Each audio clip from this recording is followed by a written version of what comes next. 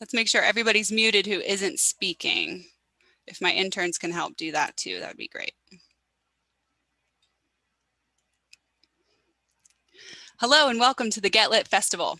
I'm Kate Peterson, Director of Get Lit Programs, a nonprofit housed within Eastern Washington University. Get Lit is a week-long celebration of literature traditionally held in Spokane, Washington. This year, all of our events are virtual and virtually all of them are free. To learn more about Get Lit, to find this year's schedule of events, or to donate, please click on the link below to visit our website, getlitfestival.org. Now I'd like to hand it over to Claire Walla, Get Lit's Assistant Coordinator. Thanks, Kate, and thank you all for joining us for a virtual edition of everyone's favorite event, Pie and Whiskey, better known this year as Pie, Pandemic, Whiskey, and Tears. Before we hand it over to the event's founders, Sam Ligon and Kate Lebo, who will introduce all of tonight's readers, we'd like to give them brief introductions. Sam Ligon's serial novel, Miller Kane, A True and Exact History, appeared for a year in Spokane's weekly newspaper, The Inlander, as well as on Spokane Public Radio. The author of 4 previous books of fiction, including Wonderland, and Safe in Heaven Dead, Ligon is also co-editor with Kate Lebo of Pie and Whiskey, Writers Under the Influence of Butter and Booze. He teaches at Eastern Washington University, serves as EWU's faculty legislative liaison in Olympia, and is artistic director of the Port Townsend Writers Conference. Kate Lebo's first collection of nonfiction, The Book of Difficult Fruit, was published by SFG this month. Her previous books include the cookbook Pie School, the poetry chapbook 7 Prayers to Kathy McMorris Rogers, and the anthology Pie and Whiskey, Writers Under the Influence of Butter and Booze, which she co-edited, of course, with Sam Ligon. Her essay about listening through hearing loss, The Loud-Proof Room, originally published in New England Review, was anthologized in Best American Essays 2015. She lives in Spokane, Washington, where she is an apprentice cheesemaker to Laura Lee Misterly of Quillisket Farms. Take it away, Sam and Kate.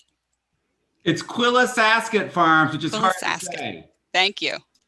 Thank you all for coming out. I'll just do a quick introduction of the event. I know many of you know the event. Many of you have probably been at it before. This is weird for us to be doing it through the computer. Normally, of course, we're doing it either at the Women's Club or at what's that place called?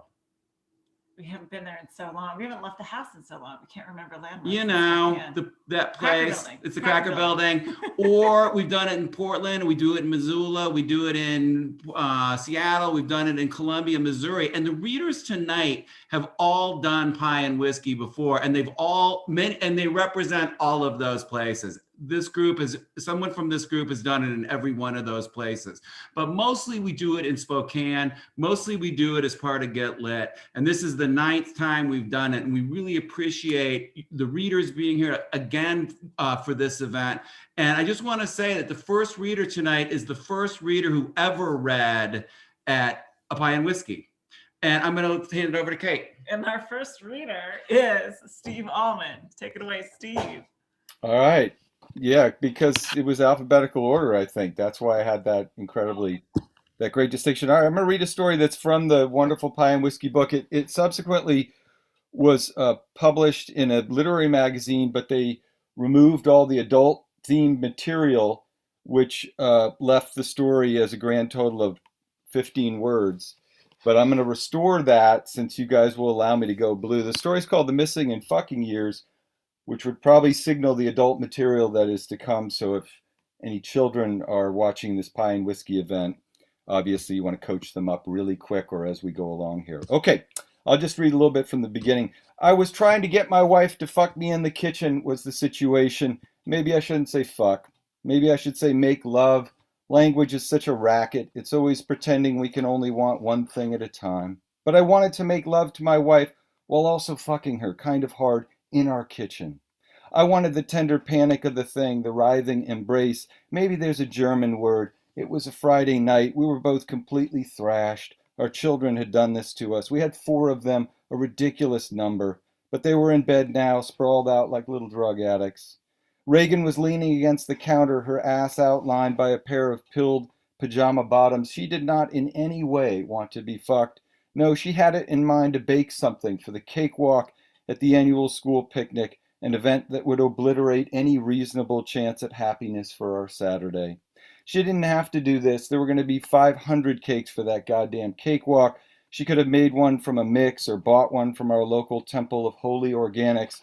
But that wasn't how she rolled. There were 499 moms to be considered, each of them bitterly devoted to an unspoken decathlon involving domestic duties they all claimed to loathe. As for me, I was at the sink working the scratchy side of a rotting sponge because our dishwasher was on the fritz again. I kept staring over at Ray, imagining my stupid cock pressed into the canal formed by her ass cheeks. The house was quiet except for my rhythmic scrubbing. Then Ray canted her hips, and I set down my sponge and dried my hands and quietly approached from behind. You're looking especially scrumdiddlyumptious this evening. I circled my arms around her waist. She released a puff of pleased disdain. I wasn't supposed to touch her belly, which itself had grown a little spongy. Stop it, she said. Stop what? Palpating my flab, pressing your wiener against my butt. Wiener I didn't like, as language goes, but butt worked just fine. Come on, I said, let's bring these two crazies together, wiener and butt. They should be friends. They should have a play date. Seriously? She thought I meant anal sex, which I probably did. In my head, over the past decade, I had written the libretto for an adult-themed opera entitled The Anal of Figaro, which involved Italian hair care professionals in the throes of sodomy. Ray and I had tried a few times early in the marriage before procreation and grievance had kiboshed our erotic adventurism. It had been a disaster, of course, but sort of sweet too, very patient and lubricated.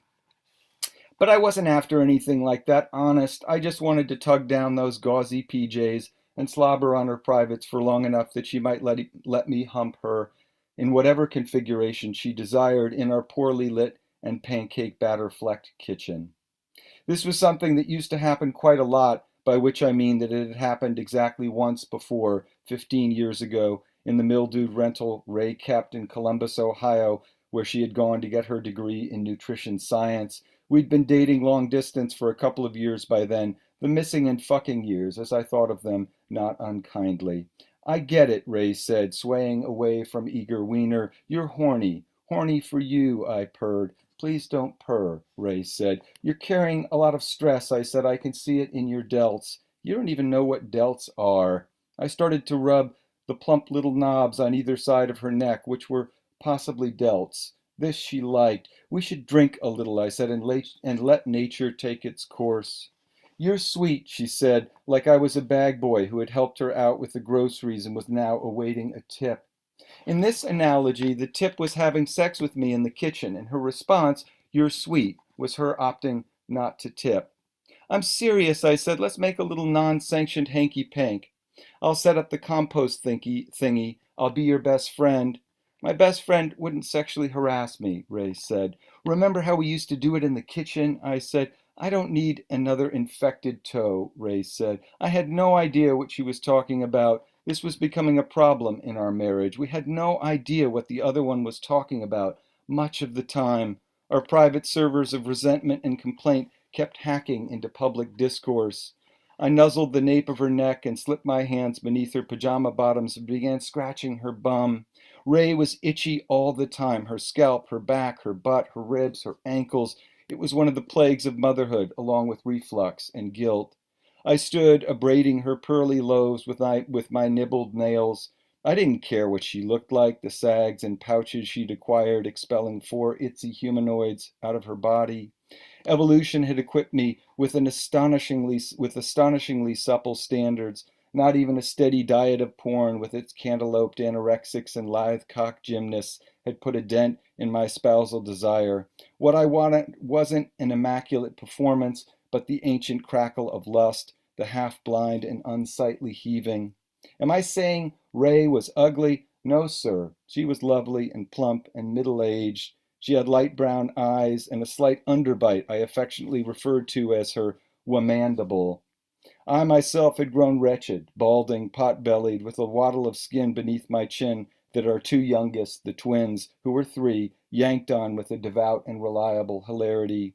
Nobody would have paid to watch us, but nobody had to. That was the whole point. I'll stop there.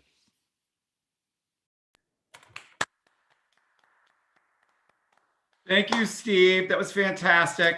Our next reader is C. Marie Furman. Thank you. Just like Steve, I'm going to go retro, and I'm not sure like what to do after this, Steve, after that reading, if I need to go for a jog or straight to bed. But thank you for that. And Kate, thanks for hosting us again, and of course Kate and Sam for inviting me. The best rhubarb pie you've ever eaten. Pie and whiskey are a staple at every Montana table. Any decent cafe has at least 5 kinds of fruit pie in the cooler. Every server with her sauce has a flask in her purse. Warmed up a little with ice cream, I'd ask Carl every afternoon when he would come into the homestead in Three Forks. Yep, he said, and a little of that special juice in my coffee. My sister had colic as a baby. We just put a little whiskey in her bottle, my mom said, and when either of you began to tease, a little whiskey on your gums to ease the pain. My first memory is of sitting on my grandpa's knee eating rhubarb custard pie. We were eating it crust first, a bite for him, a bite for me, sipping coffee from the saucer. By the time the sun set in the western Montana sky, there was just one piece left. He woke me early the next morning and we shared it. You too will cut me more rhubarb, my grandma ordered, smiling. I once drank so much whiskey at the Miles City Bucking Horse sale that I rode a trash can bareback into the Montana bar where the bartender set up 2 shots of whiskey. When those were emptied, my friend wheeled me back onto the street. Another time I was drinking whiskey with my friend Melissa Ortiz at a bar near Bozeman when a woman from Pennsylvania told us she hated only 2 things about Montana: Mexicans and Indians. It was the only bar fight we were in together. When I was 17, my mom said it was time we had the talk. I prepared myself to hear her say words I was convinced she did not know, like penis, fondle, hard on, ejaculate. Honey, she started, if you want a decent husband, you'll need to learn to make pies. 20 years later, the title of my Match.com profile read, makes the best rhubarb pie you have ever eaten. On a date with the man who would become my husband, we went to a birthday party. I brought a rhubarb custard pie. Kurt, the celebrant, tested the crust with his fork. He peeled the layers apart, looked at Randy and said, she's a keeper. A white Montana girl once drank so much whiskey, she grabbed my shoulder and said, why don't you fucking squaws leave the white guys alone? The last time I drank whiskey, Randy was dead. Terrible accident, the sheriff said over and over. I drank enough scotch that night to pass out on our kitchen floor, to vomit and sleep in it. 3 years ago, my mom and I visited her hometown of Phillipsburg, Montana. She wondered about the rhubarb in her mother's backyard, the source of so many pies and memories. We got up early the next morning and drove to the old place. The ranch buildings had been razed, the land sold. Nothing stood, no corrals, no barn, no more kitchen table with crystal sugar dish and warm pie covered by soft tea towel.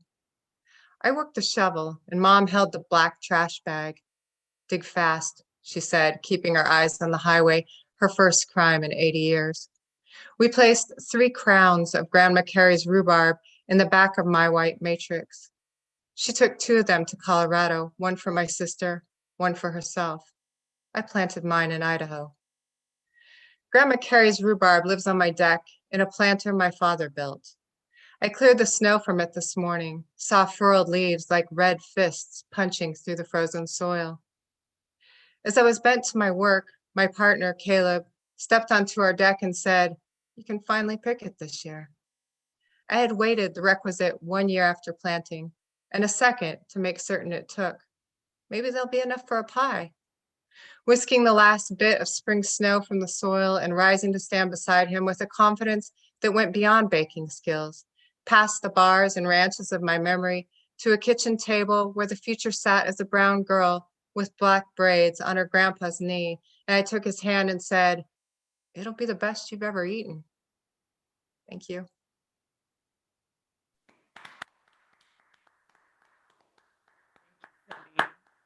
Melissa Huggins is next. Thank you, Sam. Thank you, Kate. I feel very honored to be among this group of writers. So thank you for having me. I'm going to read an essay. It is from Pine Whiskey 6 from a few years ago. Um, and the sections are broken up by Bob Dylan lyrics. I will read those. I apologize for not singing them. This is called Ain't No Use. Well, it ain't no use to sit and wonder why, babe, if you don't know by now. A friend told me once that a breakup is like a car accident. Every day is going to feel like a car crash, he said, for the next 2 years. He meant a serious breakup, a life altering, earth shaking one, the kind that the words breakup or divorce cannot encompass, the kind where no matter who started the conversation, both of you would fall to pieces, the kind where most of the people who know you have only known the two of you as a unit, part of a team, and a pretty great team at that, a team everybody liked cheering for, a team that seemed like they'd be champions forever. Within a small circle of friends, our team had a nickname, not one of those idiotic celebrity mashups. Instead, our college friend JR, raised in a deeply conservative household, used to greet us by shouting our initials instead of our names. The more crowded the public space, the more he delighted and the louder he would bellow. S&M, he would shout, taking satisfaction in every double take. Parents would pull their children closer and old ladies would glare, and there we would be, laughing and hugging him hello, S&M. I ain't saying you treated me unkind. You could have done better, but I don't mind. You just kind of wasted my precious time. But don't think twice. It's all right. Dylan's lyrics portray a man who left, a man who might have stayed if only she had treated him right. But Dylan wasn't the one who left. Suze did, the darling girl on the freewheelin' cover, with her long brown hair squeezing Bob's arm, his shoulders hunched and gaze averted, hands shoved in his pockets, freezing in that thin suede jacket, while she smiled right into the lens, young lovers happy and fragile as could be. But things changed, as they often do. She left for Italy, and it wasn't clear whether she'd ever come back, and it broke his damn heart. All relationships are opaque in that way. You can observe a couple and think you know them, but you can never truly comprehend the complexity of someone else's relationship. So when one crashes and burns, people want to examine the wreckage. They want to analyze the gory details and crane their necks as they pass, and whether or not we'd like to admit it, mostly what people want is to feel safe in the knowledge that they did not crash. They are not the ones in pain. They are not responsible for cleaning up the mess. The first time I really absorbed the impact of goodbye is too good a word, babe, that crushing blow, I was young, only a year into my relationship with S, and I knew the Dylan song, but it took hearing a live cover for that line to take my breath away. It's brutal, but reflects how betrayed he felt, how much it must have hurt. And I think I understand why Dylan twisted the narrative to his own ends, because underneath the complexity of extricating and dividing is a deep desire to control the narrative, to worry about what other people will think or say. And I felt that too. I wanted to steer the discussion, to control which stories got told. I wish there was something you would do or say to try and make me change my mind and stay. I'd seen countless friends go through breakups over the years. I'd held them while they cried, took them out for tequila shots and dancing, stiffened their resolve by assuring them they'd done the right thing, nodded along as they listed every way they'd been wronged, bit my tongue when they slid back into the same person's bed or jumped right into another's. But none of that mattered, it turned out. Just as every relationship is different, so is every breakup. And despite having no idea how to manage my own, I found that comforting. It would be no one else's, this breakup. It would be ours, and we could do it any damn way we wanted. And no matter what, even if it was the last thing, it would always be ours. It ain't no use in turning on your light, babe. I'm on the dark side of the road. Here's what will happen, my friend Karen said. One night, you'll find yourself alone in your apartment, half naked on the floor playing video games until 3 a.m., covered in Funyuns, and you'll think to yourself, this is the happiest I have ever been. And then at some point, a few weeks or months later, some other night, you'll find yourself alone in your apartment, half naked on the floor playing video games until 3 a.m., covered in Funyuns, and you'll think to yourself, this is the loneliest I have ever been. Even when a change is needed, you still have to grieve what was, or what might have been, or what you once thought would be. It's like grieving a past version of yourself at the same time as grieving a future version of yourself, which you once thought was right and now see would be all wrong. Cheryl Strayed, with a hat tip to Thomas Transtromer, wrote, I'll never know, and neither will you, of the life you didn't choose. will only know that whatever that sister life was, it was important and beautiful and not ours. It was the ghost ship that didn't carry us. There's nothing to do but salute it from the shore. So long, honey babe. Where I'm bound, I can't tell. Months after we split, I spotted S at a local bar, and we nodded a friendly hello. The place was so packed you could barely move. In the corner, some kid began to set up a microphone for trivia night or comedy night, and my friends were talking about tattoos and politics, and everything else became white noise. I hadn't realized the kid was playing guitar, and who knew how many songs he'd played already, but it only took those few notes for me to realize what was coming, to recognize that melancholy finger-plucking melody. My eyes sought out S across the room, and I waited to see if he'd react, hoping he would, knowing I had no right to expect it. A few more plucks, and the kid launched in, and before he got to the fifth word, S turned around and caught my eye. I gave a mock salute, an old inside joke, and he held up his whiskey and smiled. And that was it, all I needed. One moment to acknowledge that what was once good and had been ours could remain ours and no one else's. Thank you.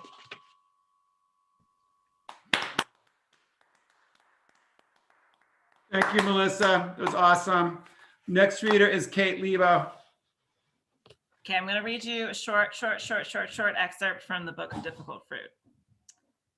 My mother's sister died of breast cancer when she was 34 and I was 8.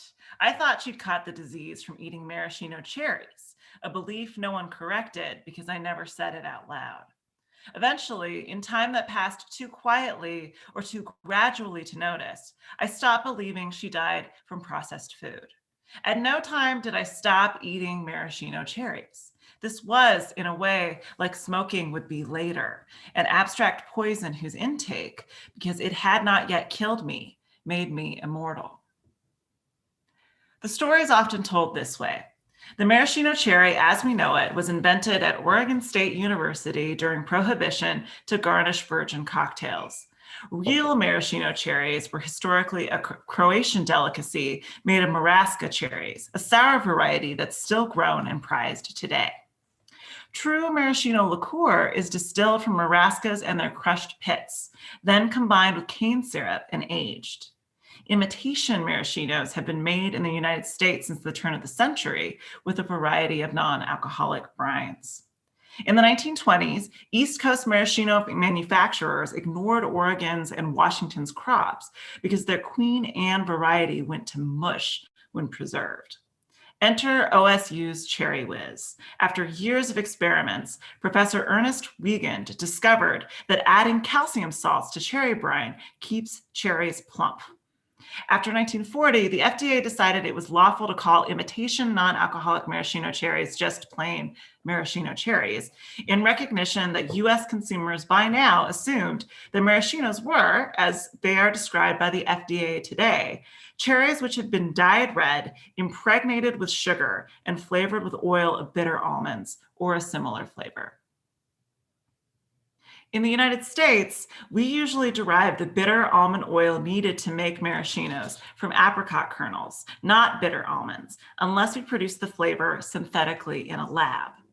True bitter almonds have higher concentrations of the chemical that creates almond flavor, amygdalin, than apricot pits do, but bitter almonds are harder to find and illegal to retail in the States because of their toxicity. A bottle labeled pure bitter almond oil bought stateside is likely made from apricots. The pits of cherries, plums, and peaches contain amygdalin too, though in smaller concentrations, which means their almond flavor is not as strong. It remains common for cherry pie recipes to recommend a teaspoon of pure, real, or imitation almond extract to gesture toward the bittersweet flavor of cherry pits without risking their potential poison. Amygdalin is perhaps better known to some audiences as Laetrile or B17, a notorious quack cure for cancer. At no time did my aunt consider amygdalin a possible cure, though evidence-based medicine didn't save her either. Labeling food toxicity is a tricky business. One argument made on the third round of cocktails by an employee of an international fruit company to which I once sold my image, voice, and recipes is that this company, which might otherwise support legislation for GMO labeling, was instead against it for fear that clear labeling would also have to list the naturally occurring chemicals in non-GMO produce. The public would see the arsenic, the solanine, the cyanide, and become terrified of fruit. Oxalic acid, for example, is found in buckwheat, spinach, sorrel, and rhubarb. Rhubarb recipes often warn to stay away from the leaves because they contain poisonous amounts of oxalic acid, but they never mention that rhubarb leaves taste terrible, which mitigates the danger of accidentally eating a dangerous number of them.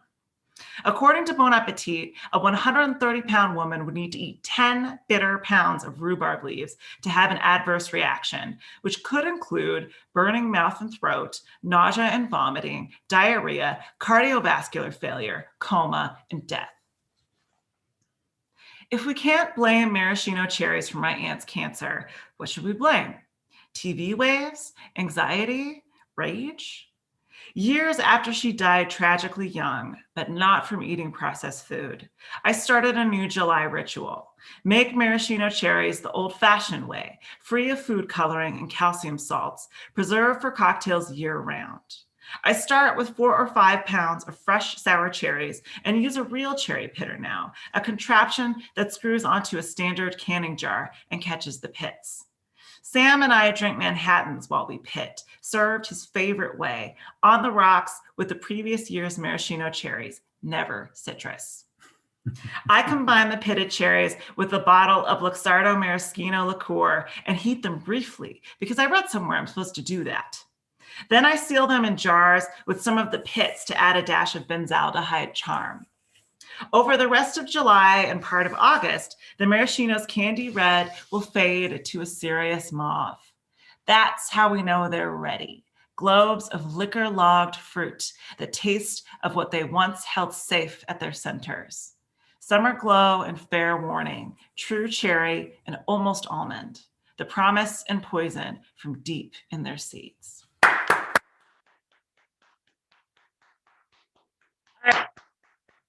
And sitting next to me, Sam Liggett is next. I'm going to change what this looks like. This is called A Farewell to SARS. The last cultural event Kate and I went to before the shutdown was an old-fashioned bullfight at a winery down in Walla Walla. We didn't know how big the sport was down there. We didn't know anything about the sport, period, if you want to call killing animals a sport.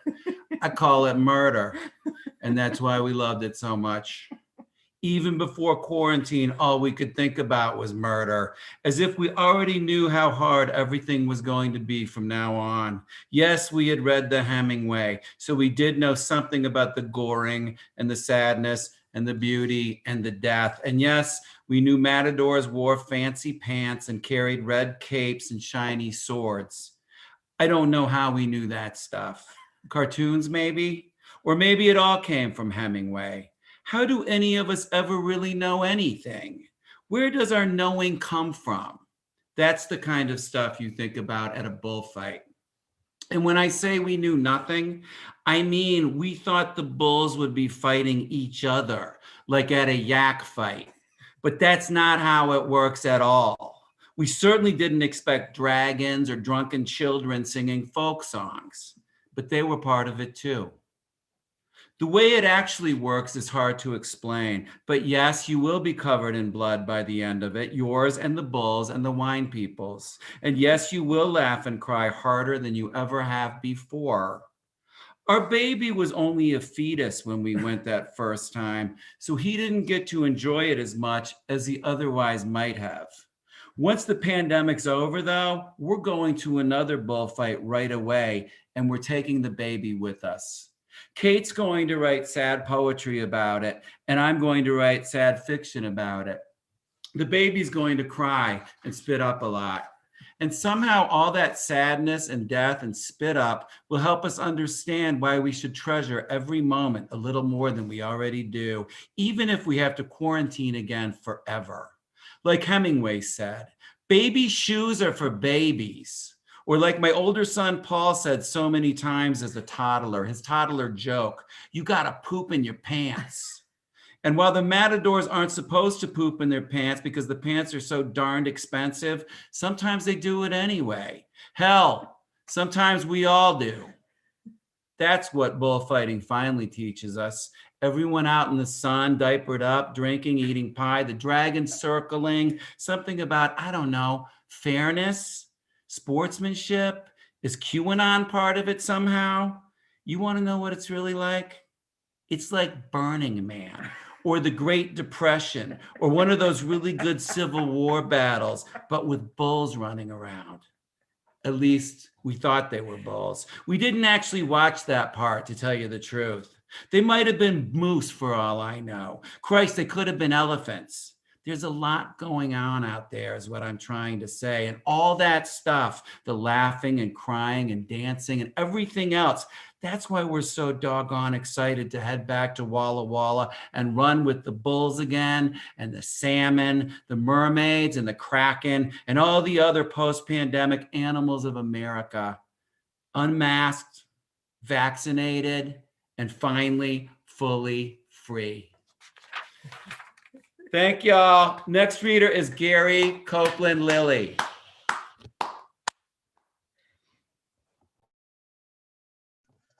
Thank you guys. Really, I don't have any of the old poems, so I'm gonna read something new, something sort of new.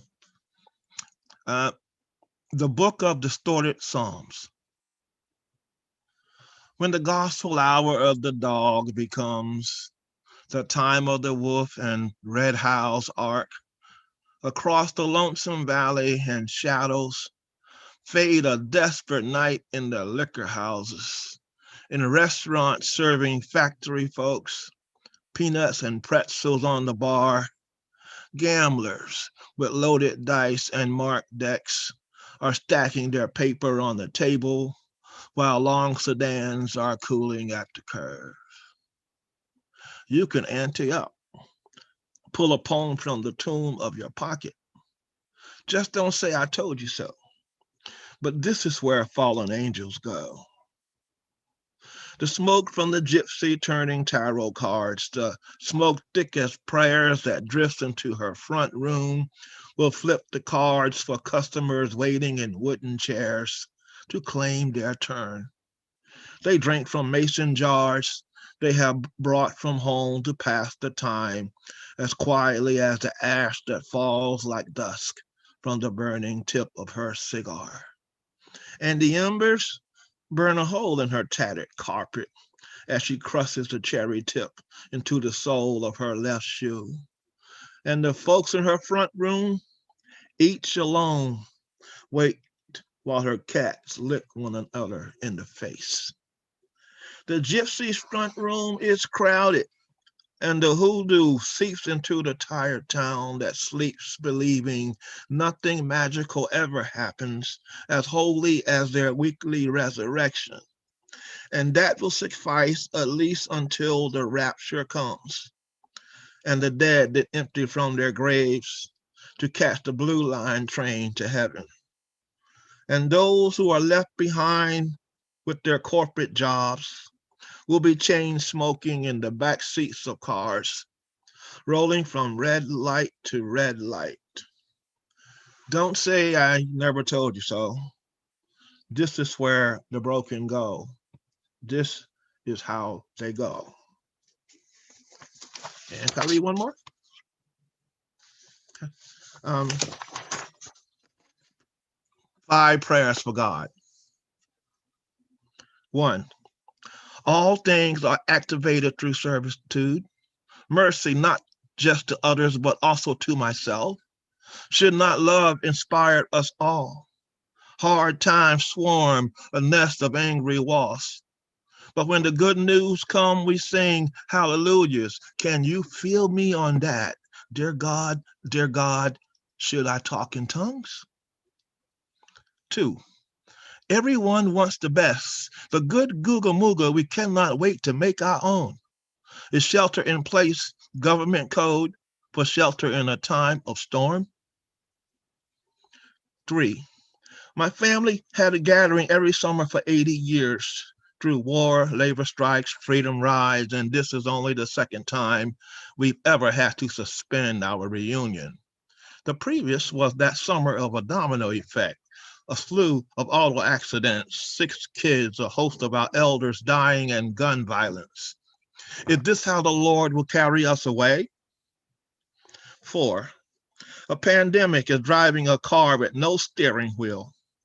Can you check my pulse, my forehead, my left flaring nostril, and tell me more than if I am feverish? Can we trust anything coming from anyone without the singe of hand sanitizer and wearing a mask? My God, can I frisk you? Put your chin on the hood of your hoopty and spread your legs. 5. On the street corner from the grocery store, a dazed man in sleep-wrinkled clothes is on the temple steps, waiting for the Christ, and the sign he holds says it all. Help me get through. A woman in blue passes him a bag of grapes through the window of her fender Bass Subaru. Outer work waitress, rent due, barely making it. But they both reach towards each other. Like that. Just like that. Thank you.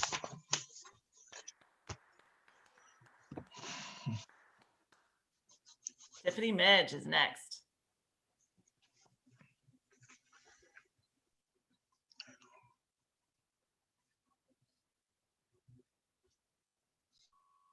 Tiffany, sorry, you're muted still.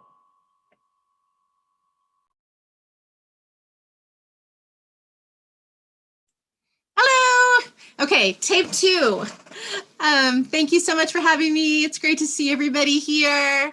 Happy April. We're all still alive. Thank God. I'm going to read the same thing that I read last year or the year before. I can't remember now. Indian barfly, after famous Bukowski story. 2 men sample craft ales in the back room of the Starlight Lounge. One of the men, Frank, is discussing his latest romantic encounter, although he did not refer to the woman he'd gone home with as a romantic encounter. Frank was many things, but one of them was not a duke from an episode of Downton Abbey. She went on and on about my body, my fucking skin, man. How it was like earth all loamy and shit, like cedar. How I smelled like sweetgrass and horses. She wouldn't shut up about it. Clearly, she wanted to make a skin suit out of my brown ass. Wesley says, yeah, Buffalo Jill. The 2 men laugh. Wesley says, she sounds like she stepped out of the pages of a Bukowski story. Call her Charlene Belinsky, a rugged, man-hating, whiskey-swilling, hard-living white woman who lusts after Indian men.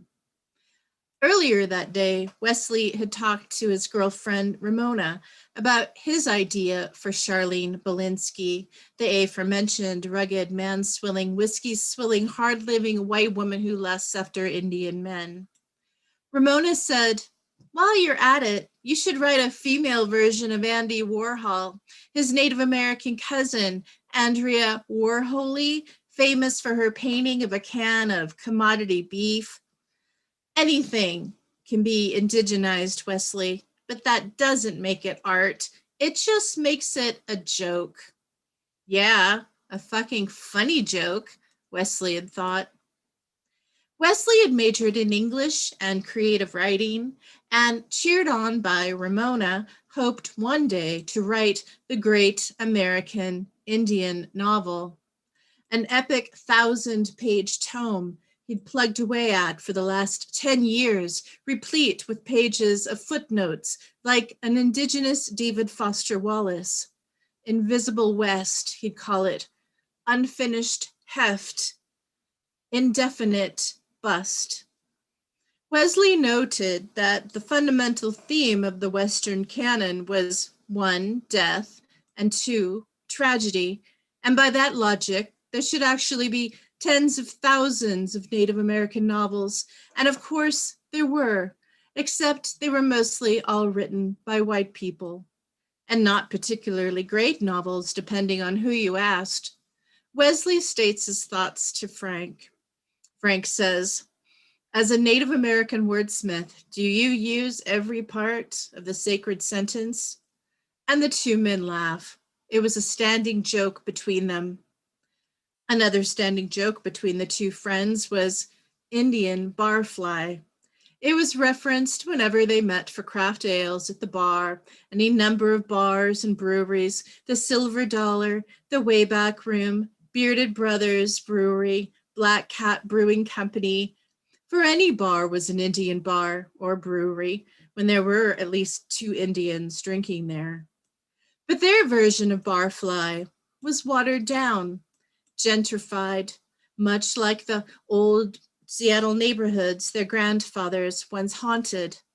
Wesley thought he could write some of the stories his grandpa used to tell him, not of thunder beings and wily trickster ravens, but his grandpa's hilarious drunkalogues of stealing cars and getting into brawls, the time he served in Walla Walla.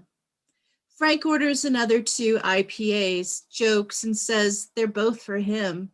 The 2 men laugh. Frank scoops up a handful of peanuts. I could do this all night. Wesley takes a long pull from his glass. I don't have to be anywhere. Except he did. Ramona expected him home. It was his turn to cook dinner. He was grilling portobello mushrooms and eggplant and trying out a new quinoa recipe with roasted silvered almonds and a raspberry vinaigrette. Wesley would leave just as soon as he finished his beer. Thank you. Thanks, Tiffany. Thank you. Our next reader is Fong Wen. Hey, thanks guys again for this wonderful event.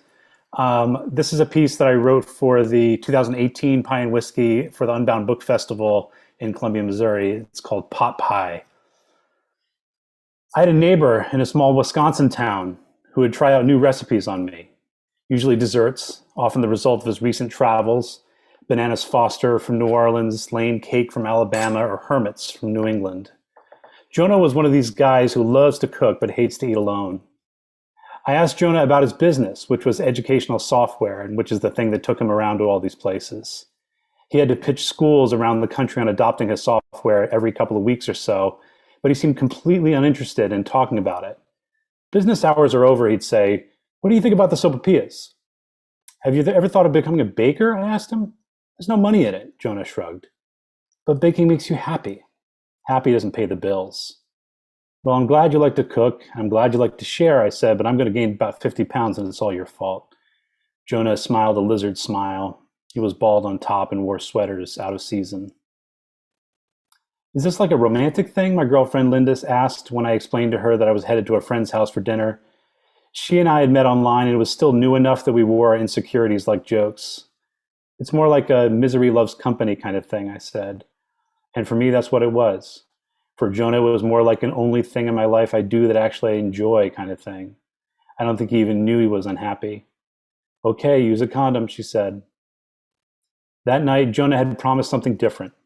Pot pie, he told me. And so I'd intentionally skipped dinner since we were having a real entree this time. But when he let me into his house and I crossed the threshold, I was struck with the distinct smell of sour cherries, cardamom, and something else. Something familiar, but just outside the boundary of memory. As I ate, he put me through his usual list of questions. He wanted the right language to accompany the flavors to make the meal more real. I happened to be an English teacher, and he urged me to employ a few choice adjectives.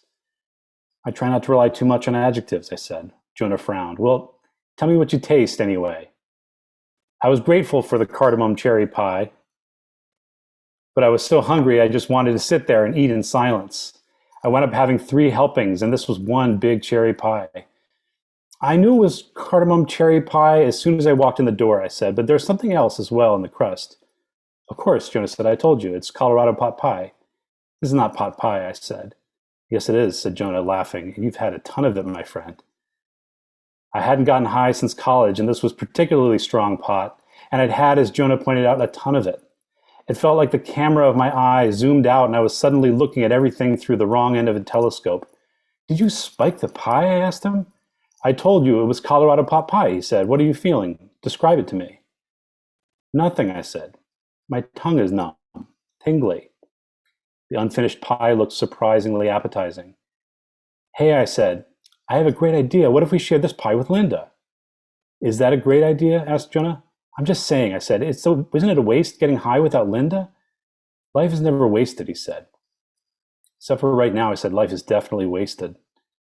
In the distance, a barred owl hooted its call. Who cooks for you? Who cooks for you all? How high are you? I asked. Jonah looked at me from under his eyebrows. Hi, how are you? He said.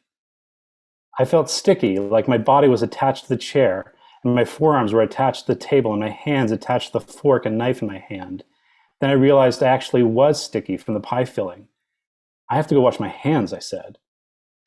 In the bathroom, I looked in the mirror at my fluorescent lit face. I could see every blackhead and mole, even the slight deterioration underneath the skin. Is this the mirror Jonah uses to look at himself every morning, I thought? Is this how he sees himself every day? I rushed out into the living room where Jonah had settled under the couch. You need to become a baker, I told him. The last thing I need, he said, is to make life choices while high on pie. It is the last thing you'll need, I said. He waved his hand dismissively. Listen, I said, the world needs delight. Sweet, sugary, fresh from the oven. Should I just move to Colorado, he said, make pot pies for a living? I tried to separate the elation and eagerness I was experiencing from the effects of the edible. I tried to imagine if the pie would be as perfect without the secret ingredient of food that actually stimulates the appetite. I don't know, man, I said. All I know is that baking is what you love, and people ought to spend their lives doing what they love. Did you always want to teach English, she asked. No, I answered. When I was a kid, I wanted to be a preacher. I can tell, Jonah said. Just go out there and prove that it's possible to follow your dreams, I said. Preach it, he said. Become the man you were always destined to be, I said. Preach it. Just do it, I said. Fine, Jonah said, standing up. I will. Then, shaking on his legs, he decided to sit back down. Thanks.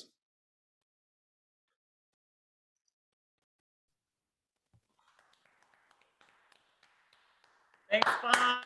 All right, our last reader for the night is Jess Walter. Thanks, guys. Thanks, Sam and Kate. It's so nice to be here. It doesn't feel exactly the same, but we do the best we can. It's a little meringue and some writer's tears. And thanks so much to Get Lit and to these great readers. Always my favorite event. It's a great way to see all of you. I'm going to read a story from a few years ago called Balloons. And even though it's in first person, it's not true, except for the part about the balloons. Balloons. Mrs. Ahern across the street opened her screen door, pulled me inside, and kissed me. It took a second to place the taste, but then I got it. Bean with bacon soup. My mom said I should check on you, I said after the kiss. Her eyes were watery. She leaned in and kissed me again, even harder. She pushed my mouth open with her bean with bacon tongue. She grabbed my butt with both hands. Then she pulled back again, as if she'd just thought of something. You know who's got a great ass, she said. Who? I said. Your brother. I had no idea what to say. Checking on Mrs. Ahern across the street was one of the phony jobs my mom made up for me in the summer of 1994 during my first year at community college. She was always looking for ways to sneak me money without having Dad accuse her of spoiling me or cranking on me for not having a job. They were like a sitcom. He's a late bloomer, Mom would say. And Dad would say, don't you have to actually bloom to be a late bloomer? I think he has a learning disability, Mom would say. And Dad would say, I know he has an earning disability. So Mom offered me $20 a week to check on Mrs. Ahern across the street. We always called her that. We'd say Mrs. Ahern across the street backed into our mailbox, or Mrs. Ahern across the street left her car running all night. She was about my parents' age, 40 whatever, 50 blah blah, I don't know. She wasn't creepy old, and she wasn't exactly pretty either, but like the ghost of pretty. Mom always said it was tragic that Mr. Ahern died of cancer and left her a widow so young. But I thought a small part of Mom envied the drama of it all. What do you mean check on her? I asked the first time Mom brought it up. I was in my room playing Mortal Kombat on Sega. Just go over there and see if she needs anything, Mom said. Danny did it all last summer out of the goodness of his heart. He still asks about her. It was widely acknowledged that my brother Danny was both a saint and a genius. He was in law school at the University of Washington. I was getting C's at Spokane Community College. But I looked up from my game. What would she need? I don't know, Ellis. Take out the trash, shop for her, rake her leaves. So if I rake her leaves, do I get more money? I asked. Or is that included in the 20? I mean, is there like an hourly component that kicks in? My mom left the room without answering. After she kissed me and said that about Danny's ass, I asked Mrs. Ahern across the street if she needed anything from the grocery store. She blinked a couple of times and then disappeared into the kitchen.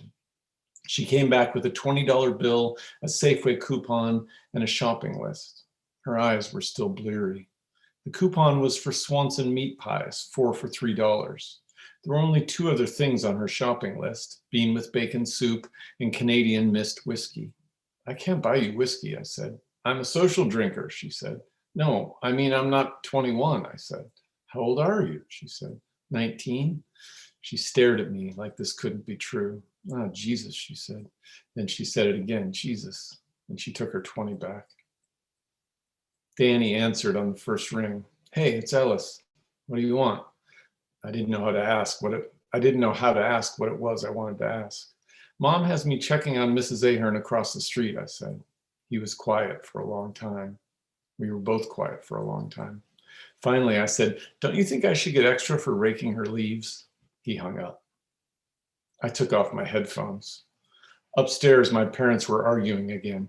He should get a job is what he should do, my dad was saying. Danny had 2 jobs at his age. Every kid is different, Mom was saying. Ellis will find himself. He better find himself a job. Let him grow at his own pace. I worked from the time I was 12 years old, Dad said, a sentence I think he had uttered every day since he was 12 years old. I put my headphones back on. I knocked on the screen door. It's unlocked, said Mrs. Ahern across the street. I came inside.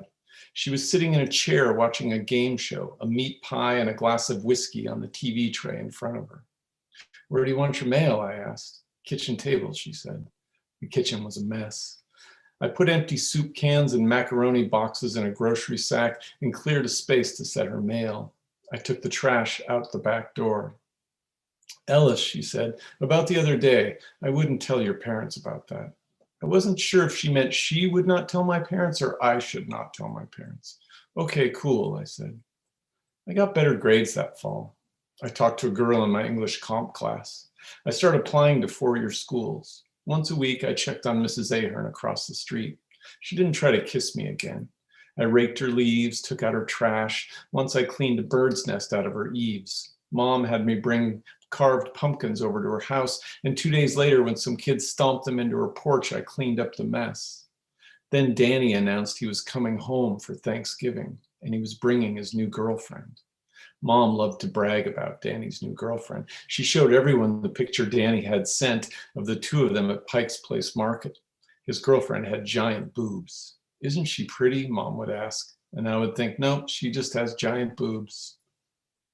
The day I found out Danny was bringing his girlfriend home, I went shopping for Mrs. Ahern across the street. Soup and laundry detergent, hamburger and hamburger helper, cheddar cheese and meat pies, but without the coupon.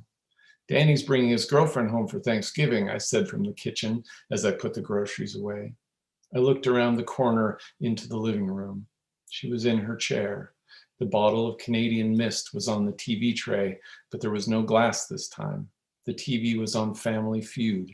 She was slumped a little, staring down at her lap. His girlfriend, she asked? I'm sorry, I said. After I finished putting the groceries away, I came in and sat in the other chair, which must have been her husband's. What's she like? Mrs. Ahern asked. Big boobs, I said. Figures, she said. She offered me the bottle. I had never had whiskey or any alcohol. It was a taste I'd never even imagined before, so I couldn't say if it was good or bad. On The Family Feud, Richard Dawson asked the family, "What's something you fill with air?" "Lungs," I said. "Tires," she said. But the number one answer was balloons. "Balloons," Mrs. Ahern said with wonder. Then she laughed like who could have ever imagined it? Balloons. That's the thing, how impossible it is to know something before you know it, what whiskey tastes like, what it's like to kiss someone, what it's like to lose a husband. And sometimes after you've tried something for the first time, maybe you don't know any more about it than you did before. "Can I ask you something, Mrs. Ahern?" "Sure," she said. "How's my ass?" She looked over at me. "Not bad," she said. And she offered me the bottle again. Thanks, everyone.